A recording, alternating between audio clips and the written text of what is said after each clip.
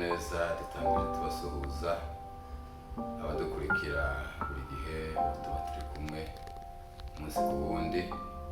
Nashobora nanone kuza dusanga mu kiganiro cyacu cya buri gihe, twongeye kubaha ikaze nanone. Mbere yo gutangiza ikiganiro,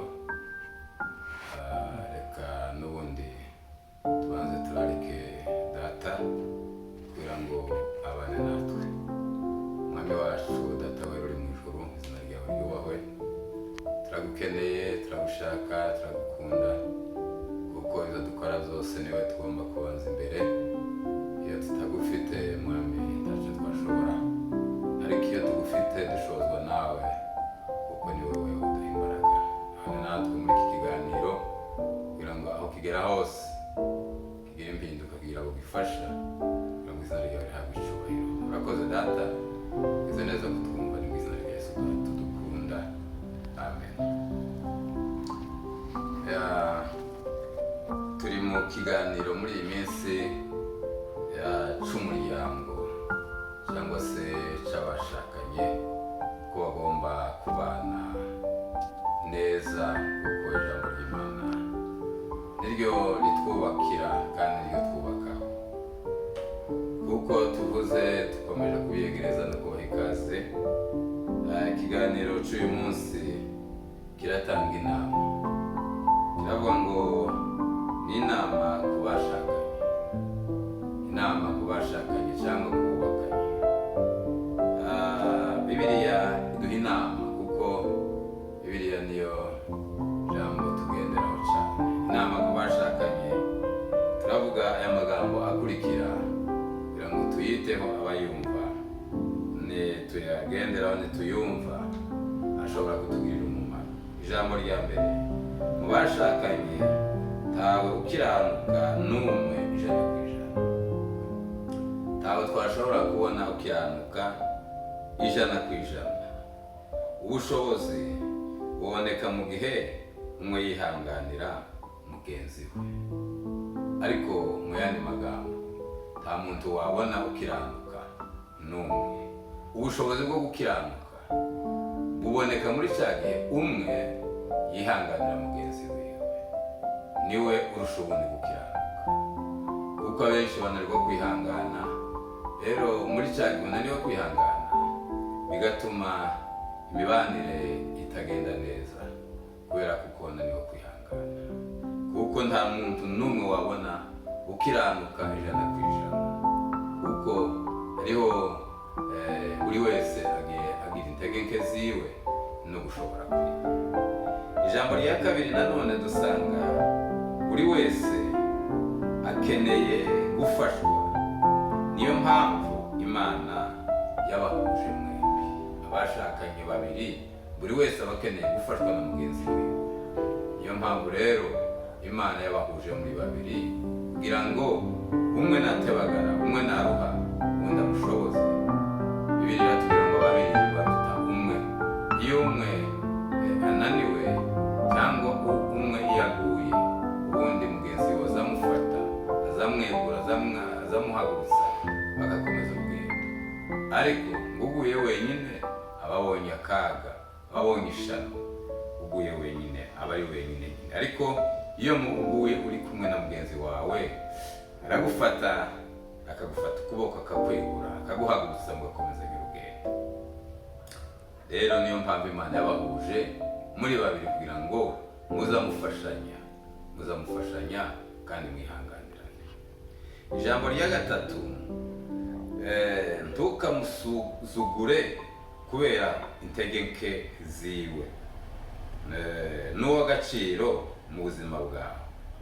Ntugasuzugure uwo mwashakanye kubera intege nke ziwe, kubera intege nke agira, ariko umenye kuko ari uw'agaciro mu buzima bwawe, nubwo ari umunyantege nkeya. Kandi umenya kuko nawe hari intege nkeya ugira. Buri wese agomba kwihanganira intege nke za mugenzi wiwe. Ijambo rya kane: intege nke za mugenzi wawe izo witotombera, menya ko hariho abandi bamwifuza.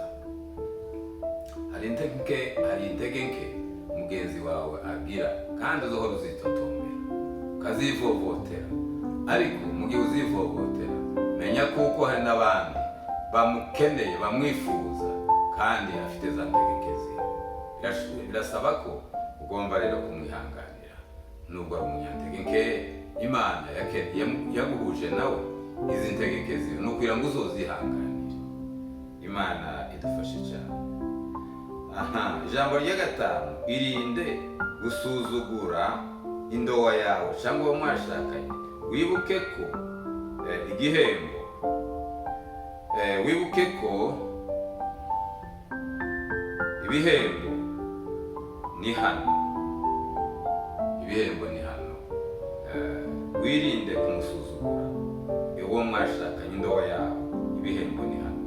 Bibiliya iratubwira hano mu gitabo cy'Amatayo cyangwa mu butumwa bwa Matayo, ibice 7 n'umurongo wa 12, 7 na 12, haravuga ngo iyo ushaka ko abandi bakugirira nawe ari byo bagirira, iyo ushaka ko abandi bagukorera nawe aba ari byo bakorera.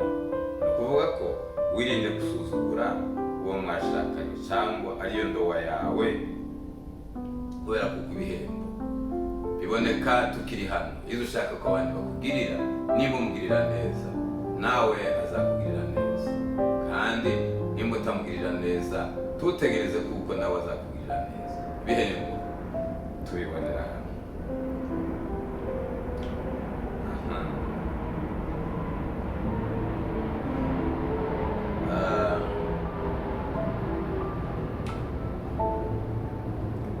Nanone turareba ijambo rya gatandatu, turavuga aya magambo akurikira ay'inama. Iyi ni inama duhe dutanga ku muryango cyangwa ku bubakanye no ku bashakanye. Ijambo rya gatandatu riravuga ngo ibuka amagambo meza mwavuganye mu gihe mwashakanaga cyangwa mu gihe mwakoranaga kurambagizanya. Wibuke amagambo meza mwavuganye mugasezerana amagambo meza, kuko umwe azihanganira uwundi kandi uwundi azihanganira mugenzi wiwe. Kubera kuko isezerano ni ideni, ni umwenda. Nimba hari icyo wamusezeranije cyiza utagikoze, rero uri mu mwenda cyangwa se uri mu ideni. Ya magambo meza aracyafite agaciro. Uziyibuka mu gihe cy'intege nke mubona nyibuka kuko mwabonye amagambo meza kandi y'amasezerano yo kubana neza no kwihanganira. Nanone irindi jambo rya karindwi, kwizerana kw'abashakanye ni ifunguzo n'urufunguzo rw'imigisha yawe. Kwizerana kw'abashakanye nirwo rufunguzo rw'imigisha. Iyo mukomeje kwizerana, rero imigisha y'Imana cyangwa imigisha yanyu muzayibona kuko mwizeranye.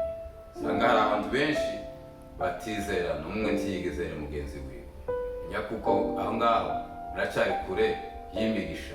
Ariko kandi nimba mwizeranye, n'urufunguzo rw'imigisha. Imana idufashe cyane. Ni urufunguzo rw'imigisha yayo. Irindi jambo nanone rya 8 riratubwira ngo gusohoka hanze y'uwo mwashakanye bitera imikoshi. Kuja hanze, sohoka hanze ugasiga uwo mwashakanye ni imikoshi, cyangwa se n'ubuhanya mu yandi mvugo nziza zumvikana. Ni imikoshi ni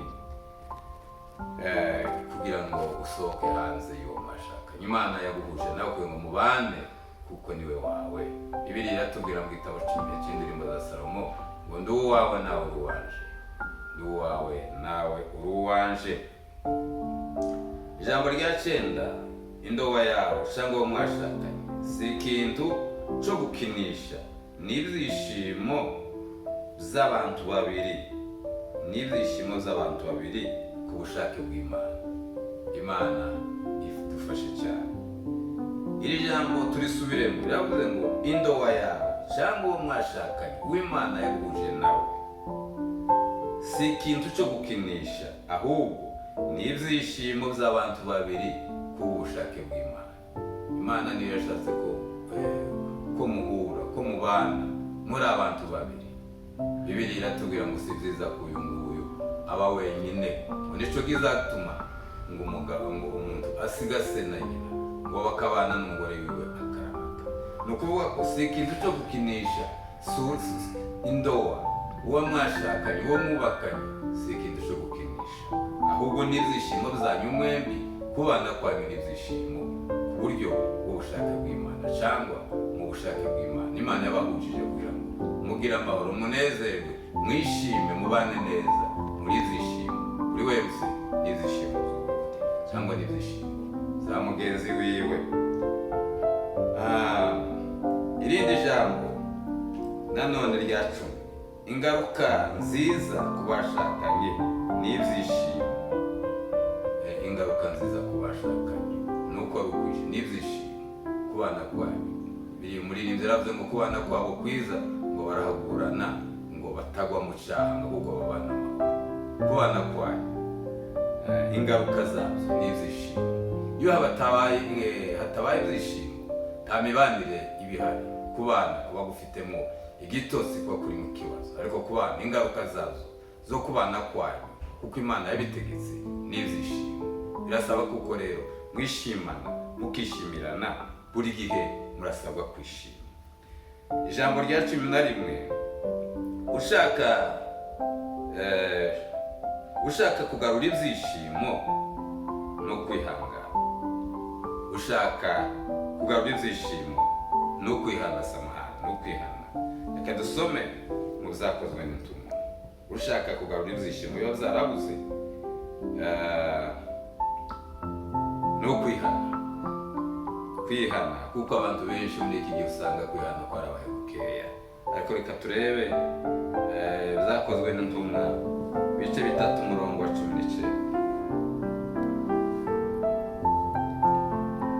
Bibiliya yatubwiye gutya ngo nuko mwihane muhindukire, ibyaha byanyu bikurweho, ngo iminsi yo guhemburwa ibone uko iza ituruka ku Mwami Imana.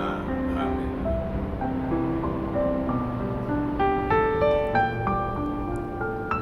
Iri jambo riratubwiye ngo ushaka kugarura ibyishimo ngo ni ukwihana. Ushaka kugarura ibyishimo ni ukwihana. Nta kindi kiza kigarura ibyishimo mu muntu, ni ukwihana ukemera integeke zawe. Rero Bibiliya iratubwiye ngo nuko mwihane muhindukire, ibyaha byanyu bihanagurwe, ngo iminsi yo guhemburwa ibone uko iza yituruka ku Mwami Imana. Haleluya. Iri niyo jambo ripfundikira amagambo yose mu buryo bwo kubana, inama yo kubana neza n'uwo mwubakanye, yaba umugabo cyangwa umugore. Buri wese afite uruhare rwo kubana, rwo kuzana imibanire myiza. Ntawabiharira uwundi ngo birareba umwe ngo cyangwa bire ku wundi. Mwembi abashakanye Imana yabahuje kugira ngo muza mubana kandi muhugurane. Ijambo dusorejeho muri aya magambo yo gutanga inama yaravuze ngo ushaka kugarura ibyishimo ni ukwihana. Ushaka rimwe na rimwe hari gusanga ibyishimo bigashira, bigatakara, bikajya kure yanyu, ariko kandi nibyo bibakwiriye kugira ngo muhorane ibyishimo bya buri munsi. Bibiliya yatubwira ngo mwishime iminsi yose. Pawulo niwe wanditse iryo jambo, aravuga ngo mwishime iminsi yose. Yemwe nongeye kubivuga ngo muhore mwishime, ngo kubera ngo ineza yanyu imenywe n'abantu bose, kuko Umwami wacu ari bugufi. Kwishima ni iby'igiciro. Kwishima niko kuza kubaka umuryango, niyo nama nziza y'abashakanye y'abubakanye. Ijambo dusoreje ryatubwiye ngo ushaka kugarura ibyishimo. Simbizi abanyumva, simbizi abadukurikiranye, abo turi ku murongo umwe. Rero hari igihe ibyishimo zoba zarashize. Reka nkubwire umuti wo kugarura ibyishimo. Ni muri uyu murongo dusorejeho uvuga ngo nuko mwihane muhindukire, ibyaha byanyu bihanagurwe, ngo iminsi yo guhemburwa ibone uko iza ituruka ku Mana. Guhemburwa kwanyu, iminsi yo guhemburwa ibone uko iza. Kubera iki? Kuko mwihanye mutakemera integeke ziwe. Bavandimwe banyumvise muri iki kiganiro, mwakira ijambo ry'Imana. Iyi ni inama ituruka mu ijambo ry'Imana. Imana idufashe kandi dumugisha kubw'iryo jambo.